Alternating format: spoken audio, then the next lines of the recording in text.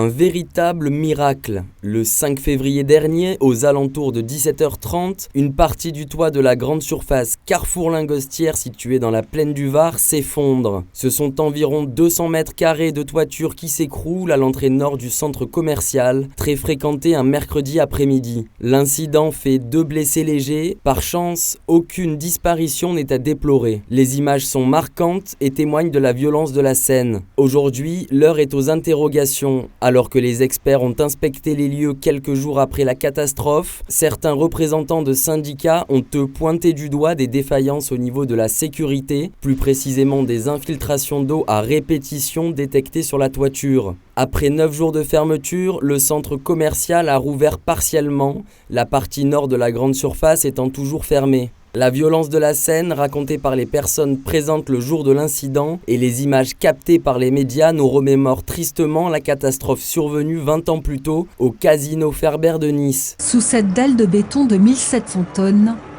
une centaine de blessés et des personnes choquées. Le supermarché est bondé cet après-midi du 26 janvier 1994 quand le toit terrasse du Casino Ferber s'écroule sur les clients et le personnel.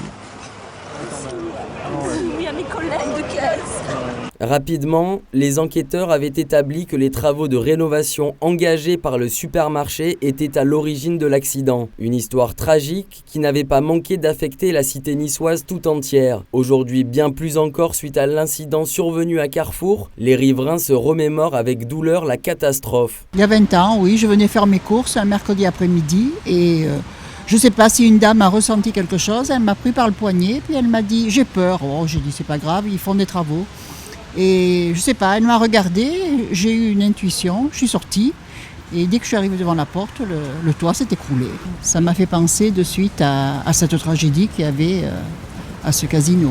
Je pense quand même qu'il y a une surveillance, c'est quand même maintenant, de nos jours, il y a quand même beaucoup plus de réglementation. Mais là, je pense, vu ce qui s'est passé dans les Alpes-Maritimes, je pense que le temps devait jouer aussi.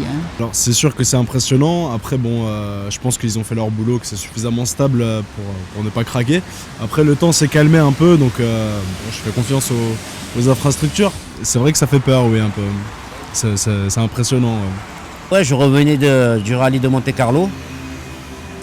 Et on est passé là avec mon beau-frère et c'est là que j'ai vu qu'ils avaient tout bloqué. Et j'avais ma tante, moi, qui était sortie au bon moment.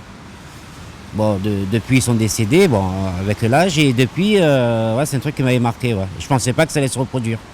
Ouais, c'est une grosse chance. Ouais. C'est comme, il y a eu un miracle et c'est comme le train d'épines qui a reçu ce rocher. Là, ça a été tout le contraire. Hein.